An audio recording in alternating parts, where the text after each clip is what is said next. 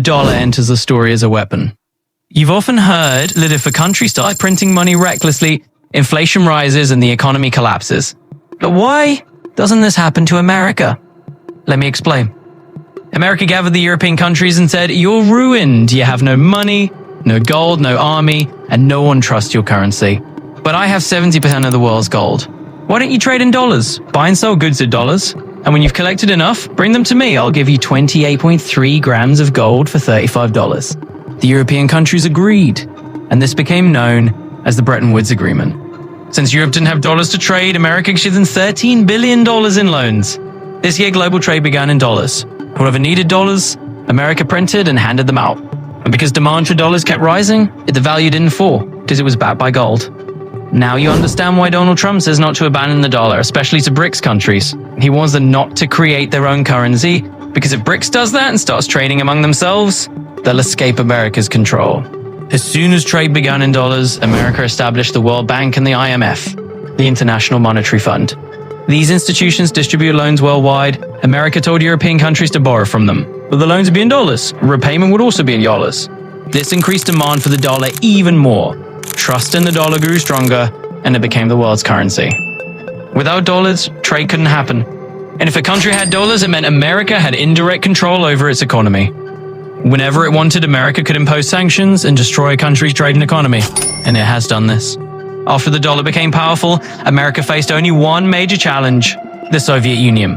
USSR was a huge country matching America in weapons and technology. America couldn't fight it directly, so it sold the world a new narrative. The next Hitler will come from the Soviet Union. Don't worry, I'll protect you. Let's form NATO. European countries joined one by one. The message was crystal clear. An attack on one meant an attack on all, and then everyone would collectively retaliate against the attacker. In this way, America built a permanent shield for its own security. But that didn't mean America and the Soviet Union never clashed.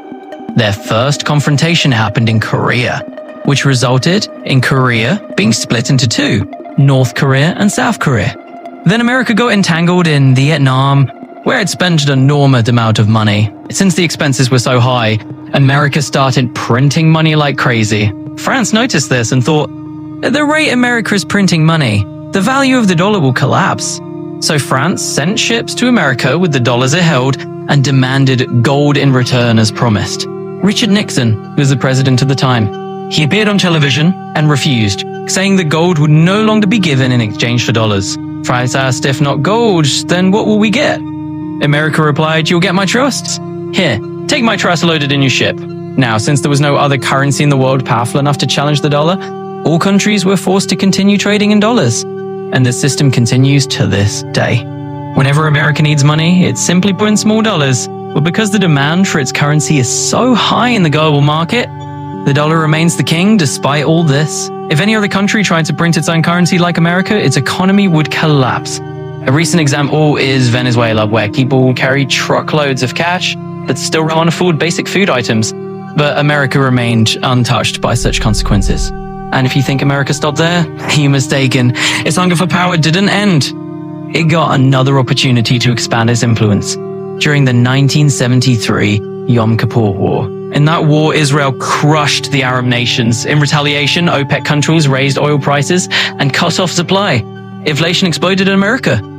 America then told Saudi Arabia, sell oil in dollars, no matter who the buyer is. Saudi Arabia asked, what's in it for us? Then America said, son, the billions of dollars you've invested in America will remain safe. Otherwise, we'll seize them. Brother, we are the champions of democracy, and you are a monarch. If you want to keep ruling your kingdom, you better listen to us. We won't preach democracy to you. We won't force democracy into your country. Thirdly, this Iran. If not today, then tomorrow, we'll grab you by the throat. We'll protect you from that. We'll give you a security guarantee. We won't let Israel attack you either. You just sell your oil. Don't get caught up in global politics. After this, Saudi Arabia agreed, and that's how the Petro-dollar pact was born, meaning if you want oil, bring dollars.